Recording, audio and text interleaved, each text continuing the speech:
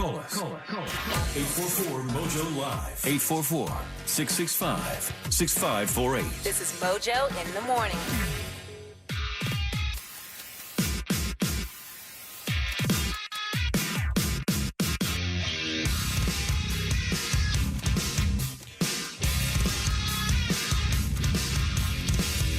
Good morning.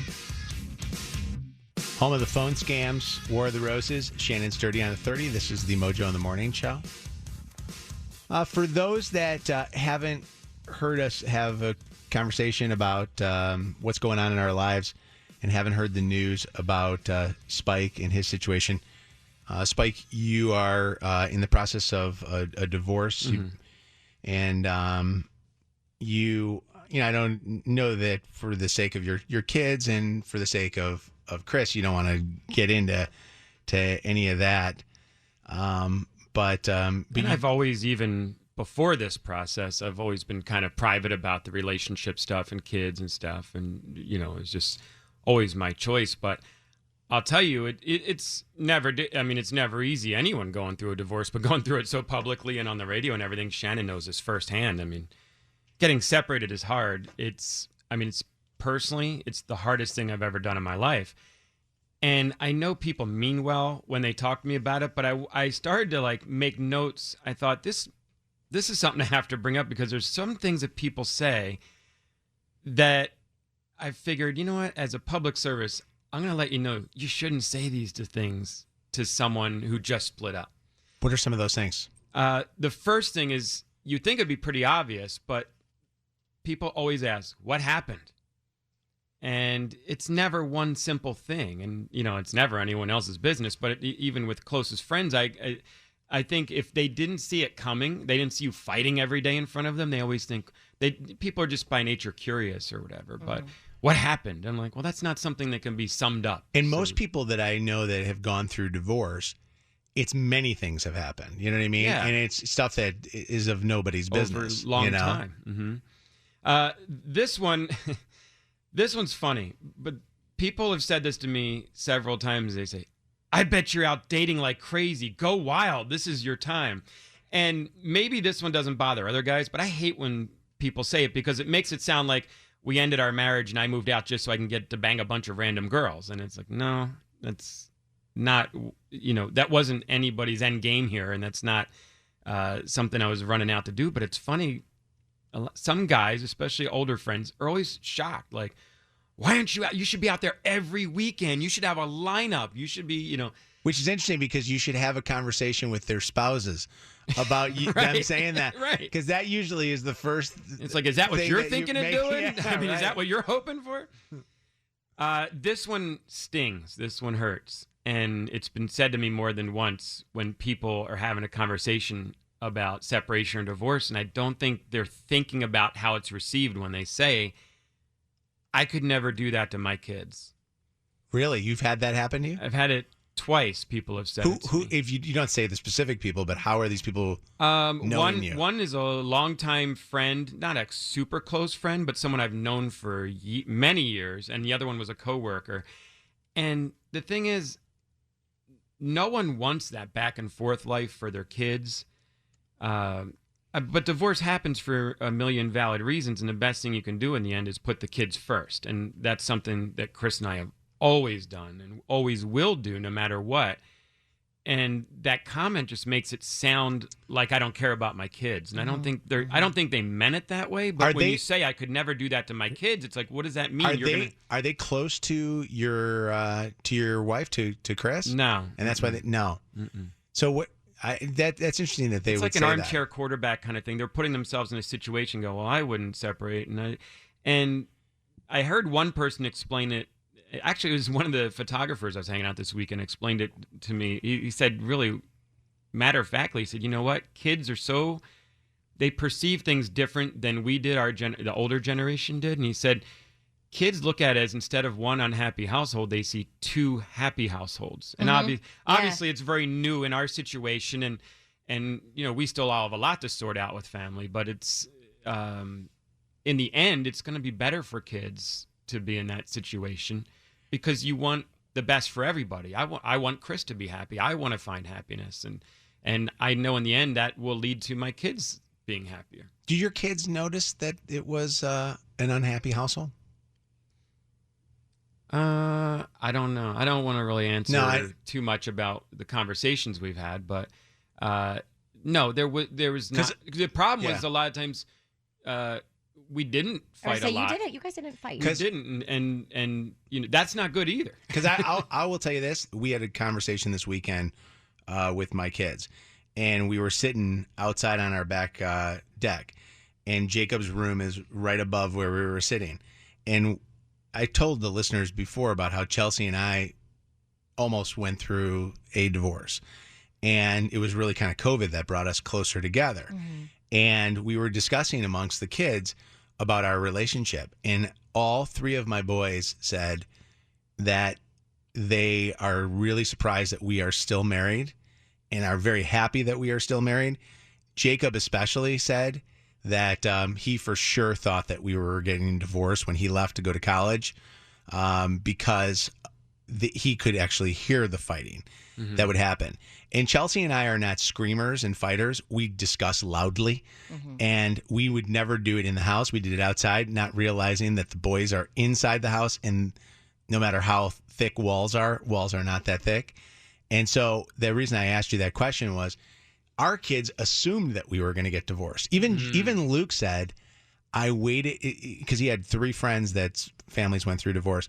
And he said, I saw what their families were going through and how their parents reacted to each other. And mom and dad were doing the same exact thing with each other. So that's why. I'll never forget my therapist, Karen, saying to me, even if you're not fighting or if there aren't loud discussions happening, kids are weather vanes of stress in a household. So they will feel that something's going on. They may not know what, but they definitely feel like a shift. Are any other things that people were saying? Two more that I wrote down that I wanted to share, and maybe listeners have more you want to add to it. You can call us at 844 Mojo Live. This one's funny because I know people who say it mean well, but I've had more than one person say, you should meet my friend, and they immediately try and set you up with someone. Someone said this to me a month after my split, and this is before I went public with it. This is before I even told you, Mojo. I didn't even buy a kitchen table for my apartment, and this person was already trying to set me up. How did they know that you were going through a split? It was a friend, just our closest circle knew, and then it was someone that was in that circle hanging out, and it takes time to grieve a divorce. I think a person will let you know if they're ready to look, if they need help or whatever. But it was just. Can I ask you a question? Mm-hmm. Is it a Philadelphia thing? Because I know that's where you're born and raised. To call it a split, because you keep calling it a split, and I always often wonder, because it's a divorce, right? You're going through a divorce. It's a divorce. Yeah. Well, it's both. I think it's also it's felt weird to talk about it for the last 9 months because for the longest time, divorces take years, and I feel weird even calling in that before the judge stamps the paperwork and all that stuff. But it's both. So that's the reason why you call it a split? Yeah. I mean, it's final. It's a divorce. It's a split. It just feels weird to say that when it's not the legal term yet, Okay. But I mean, there's no other reason for it or anything. Maybe it is. I don't know. Maybe it's just. I didn't know if that was like a term that they used. Because I had not heard split until you'd been going through. It felt weird to call, even when I shared with the listeners, I was already like 6 months into it. And it even felt weird to say the word divorce then because it wasn't final yet. And it was still going through all the lawyer legal stuff. And what do you call it then? What do you... I call it a divorce, but usually I also just say a split because we're split. We're separated. What separation? Sometimes people say separation, and it gives hope that there's going to be a return or that you're still working on things. Or consciously uncoupling. Yeah, right. The celebrity thing to say. The last one I was going to say is this one's the craziest one, and I had a married friend say this to me, and I know he's just trying to take the pain away and be a friend, but he said, "You're lucky." Oh. And that was for one, it was really minimizing a very painful life change. I don't think anyone that goes through this is lucky. I mean, I think everyone would choose to try and stay together. We definitely worked at it. But I think it's also weird to come from a married guy to say, you're lucky. I think the best thing you could say is simply hey, I know this is a huge change. I'm here if you need anything. Simple. But when he said, you're lucky, I hope his wife wasn't. I know. It's what? I was like, you really mean that? Is he somebody that you think is going through problems? I don't know. And one thing I've learned through this is that you never know who's going through problems. The relationships you think are rocky seem to be on steady ground. The people you think are model marriage material are going through. People that told me they were either going through the same thing or had just gone through the same thing were people I thought were going to be together forever. So I've learned to never try and predict or never think you know what's going on behind closed doors with people and never assume. That blew my mind too when I announced my divorce, how many people I knew that I was very, very close to in my life who said that their marriages were not great. You just have no idea because everybody wants to put on this front. Yeah. And then when you're finally vulnerable and saying, we're getting divorced or we're separated or whatever, and then people kind of come out of the woodwork and share. Do each of you want to get remarried again? I do. Oh, me? Yeah. Eventually. I don't think so. I mean, I don't know. It's hard to say. I don't have any desire to get married again right now. And for those just tuning in right now, Spike's going through a divorce right now and was talking about some of the things that people say to him that they probably shouldn't say. Jamie wanted to comment. What's up? Yeah, Spike, I wanted to let you know that my parents divorced when I was in second grade, and it was the best thing they could have done because my mother remarried and showed me what a marriage is supposed to be and didn't have me idolizing a broken marriage where they coexist and they don't get along. And it just helped me grow up to see what I want in a marriage and what I don't want. It seems like a lot of people only stay together for the kids. Like that seems to be one of the biggest reasons. And obviously you want to fight for that marriage and want to fight for keeping the family together. But once you feel personally it's not going to, a lot of people still will hang Did you? out. I don't. I fought for it because I love Chris, and we tried. We went through therapy and we went through a lot of stuff. I feel uncomfortable talking about it too much because I get the big radio voice on the radio. She doesn't get to talk about it, but and so I want to respect her. I love her, and Because I'll tell you, I think everybody probably goes longer than they would if they didn't have the kids, for sure. In our case, I believe that if we didn't have Luke, Chelsea and I probably would have divorced. And I thank God that we do have Luke because of it enabled us to refigure out ourselves in our marriage. But Luke was our surprise kid who came, 10 years after our first child. But what's going on, Chris? Yeah, hey guys, what's going on? I just wanted to chime in real quick. I talk to a lot of people all the time, and I only ask them the same question one or two different ways. Like, should I offer condolences, or should I be congratulating you? Like, am I breaking out the champagne, or am I breaking out the tissues? And they're like, usually a little of both, And I say, okay, I understand. And then I pivot and I move on because I totally agree. The rest is absolutely nobody else's. How would you feel if somebody said that to you guys? Honestly, I think that you're being a good friend. It's your funny way of saying I'm here. Yep. I'm here in whatever way you need me. Whether here. it's good or bad. I would appreciate that. If you need me, yeah, perfect. Voice disguise for Kelly. They say hi, Kelly. Hi. What's happening? I have a good question for you. Well, we hope it's a good question. For who? For Spike? Mojo. Yeah. Spike and Shannon, I actually was heartbroken to hear about both of you. Thank you. Is that bad to say, by the way, real quick? Can I stop for 1 second? Is that bad to say when they say I'm heartbroken? I don't think so. I don't think, because this is a very hard situation for everybody to go through. And even if we feel like I did that it's the right thing to do, it's not easy for anybody involved, for me, for my ex-wife, for the kids, but also it's your heart's there because there was heartbreak. Okay. There's love lost. So yeah, it's okay to have a little sympathy. It's just, I think the way the last caller said it was perfect. Like, hey, should I get tissues or drinks? You know, because it's usually both. Yeah, exactly. It's usually a little somewhere in the middle. What's your question, Kelly? So my question for you is, as your kids have gotten older and sort of moved on, and your youngest is, he's like almost 16 if he's not 16 already. Do you find it's getting easier between you and Chelsea when your other kids have said, "I'm surprised you didn't get divorced"? I think that, two answers to that question. Number one, I do think it's easier now because we can have more fun. So there's a lot less. I feel like there's less responsibilities that we have to worry about Absolutely. because we're just focused on raising one kid. Even though we do focus on all three of them, and they all are equally hard. Yeah, but more self-reliant. but I will say this to you.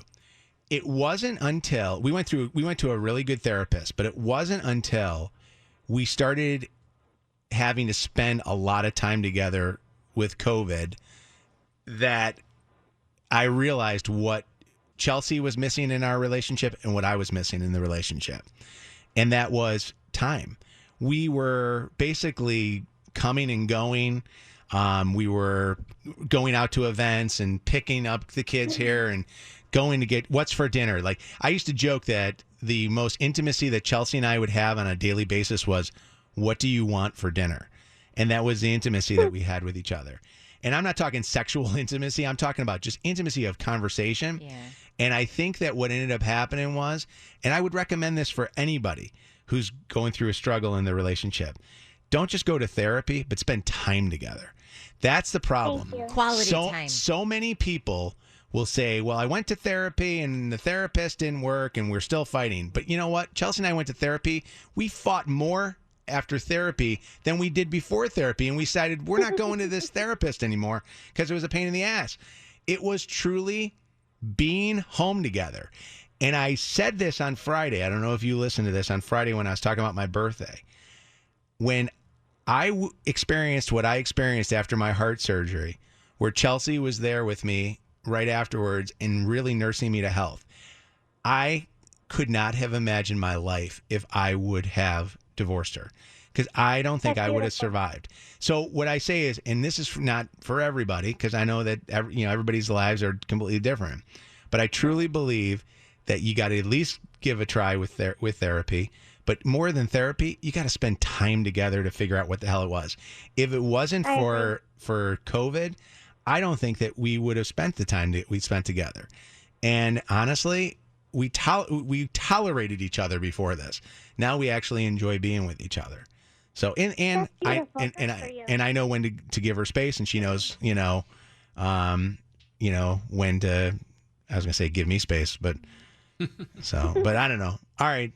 Well, I hope it stays like that. And I'm a 20-year veteran listening to your show. I love you guys so Thank much. you. You guys are truly like my personal friends. Thank you. Yeah. I Awesome. hope the best for all of you. Thank you for answering. And I love the messages I got over the last 9 months, and the love and outpouring and everything, not just from friends and family and coworkers, but strangers and listeners that have been along for the ride for so long.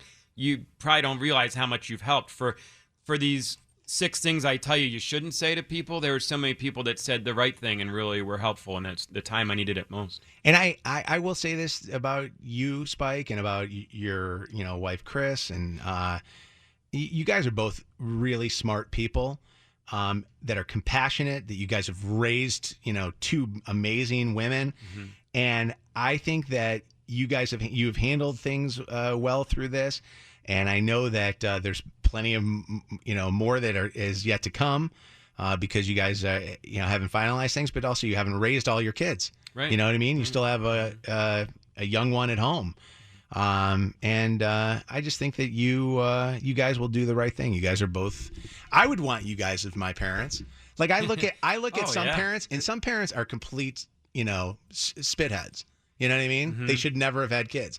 You guys, I think, are very, very good people. Well, so the kids always come first, and that was by design from the very beginning. And Chris is a better parent than I am, and the girls are lucky to have her, and still lucky. So I hope things continue down the path that they're going. It's going to take a lot of time, but I have nothing bad to say, and that's always weird when people want to go, what happened? Like they're wondering, who am I supposed to root for? Who am I? Am I allowed to talk to? Yes, of course, you're allowed to talk to. I would look at someone differently if they are going to cut her out of their lives, or think that I'm going to root ill will towards someone that I just spent my whole half of my life with. Like, it doesn't work that way.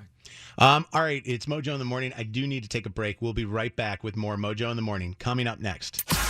You're home with the phone scams. More of the roses. Woo! And the dirty on the 30. Mojo in the Morning.